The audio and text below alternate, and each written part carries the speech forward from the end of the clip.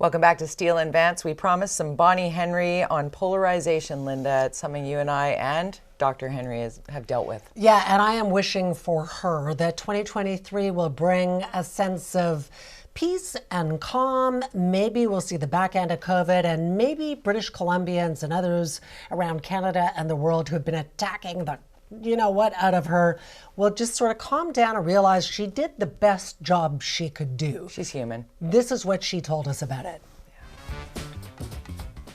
Welcome back to this special edition of Steele and Vance. No, we're not changing our clothes each segment. We are gathering together for this special holiday edition, and one of our biggest guests of this last year, Dr. Bonnie Henry, BC's Provincial Health Officer. And Dr. Henry, I mean, it's Christmas time and everybody should be festive and happy and loving and cheerful and what have you. But oh my gosh, I mean, the last 3 years have been so difficult for so many people. It's been so polarizing. You either want COVID zero or give me my freedom. There's just been so much anger and nastiness. And I want to talk to you about how that's impacted your life. Because as we sit in the studio, what you can't see in the background is an RCMP officer who has to be with you. Tell me how this has changed your life, because I'm sure you didn't expect it to be this way. No, I didn't expect it to be this way, clearly. What surprised me was it started very early on, and the level of vitriol and the types of things that people would say, and that they felt it was okay to give me very specific death threats. And I know you've experienced some of that. And it sticks with you. And, I talk about, hate, and my office was, the people around me were affected by this. And that is so hard to see how they get attacked just for being associated with me. And so that's been the hardest part about this, has been that level of, a shocking level of vitriol and hate.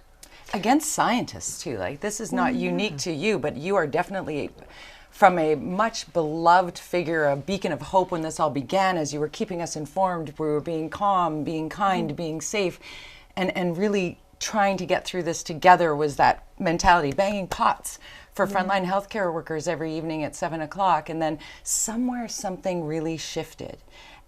Is there something that happened in that moment that caused that, or is this how the pandemic timeline rolls? Well, it was not unexpected, but I can tell you it started very early on with me. The very first press briefing we did is when I started to get the death threats. Very first one. So actually in January, before the pandemic was declared of 2020. So I think there's that level, but things, the geopolitical situation, particularly to the south, gave a voice to people who in the past we wouldn't have had. And of course a lot of it gets amplified in social media, and it gets into this sort of echo chamber and of hatred, and there's no empathy built into those algorithms. And I think people feel that once they're in there that, oh, everybody feels this way. And that part of it is new. And I think it did start early on. It's amplified during different things, different periods, different times.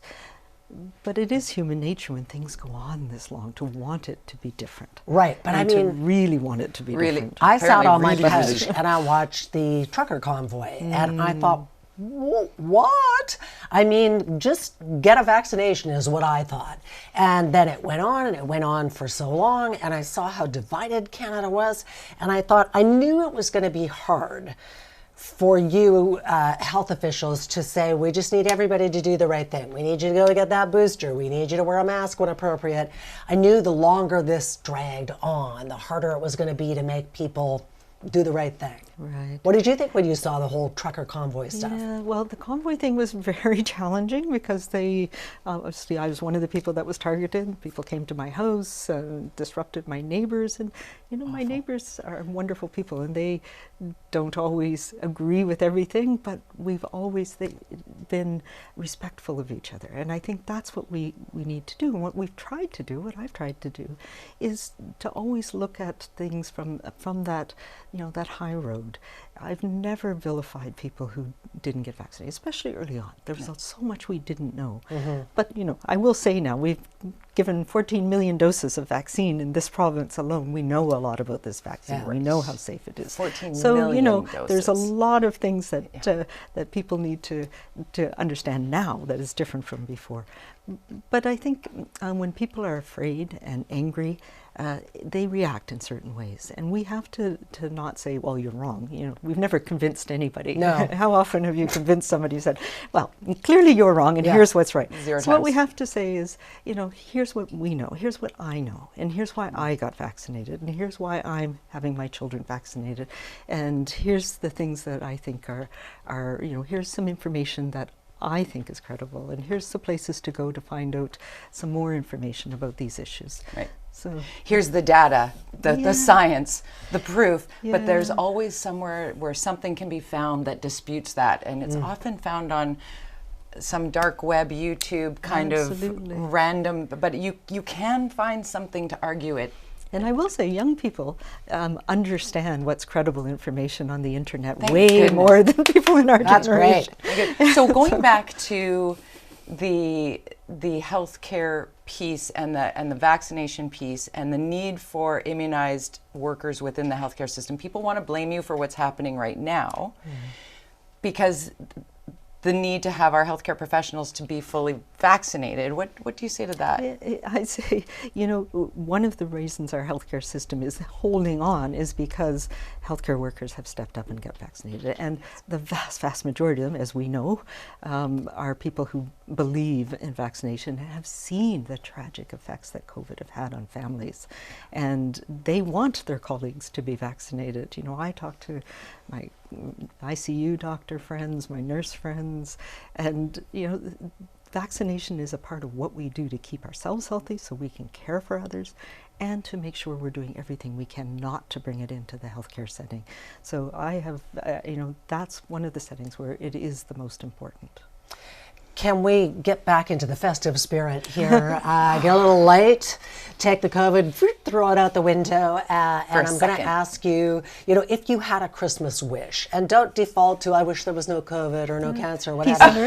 What would your You're wish? not allowed to have you these could have wishes. a genie, a Christmas genie. I'm mixing the metaphors. I was going to say will grant vacation. you one wish. What would it be? Oh, that's a very good question. You know, what I would wish is that that young people, I really worry about, I'm concerned about, it's the kids in their teens and early 20s, young people who've missed all those important transitions in life, you know, spent their first year of university in a dorm room as some young person in my life did, you know, doing classes by themselves online. And I think if they could have a really fun, normal Christmas or holiday season, that would be my biggest wish.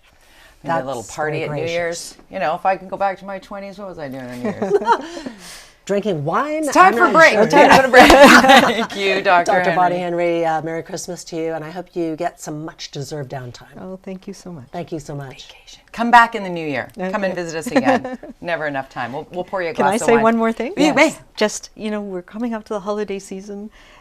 The other thing we need to do is make it okay if people aren't feeling well to be able to stay home or participate remotely. We've learned all these different ways that we can participate. So, you know, I've put the call out to faith leaders, you know, have ways that older people who are feeling vulnerable may not want to come into a church or a temple, have ways for them to participate too, and do that in our families as well. Right. So if the kids are not feeling quite right, you know, have a fun way for them to participate from home. Drop Great those advice. gifts off on the front door. Exactly. FaceTime them Do it into outside. dinner. Find a way to do it outside. Yeah, get you that know, we've done squishy, that a lovely few times, coat. and sometimes Yeah. it's fun.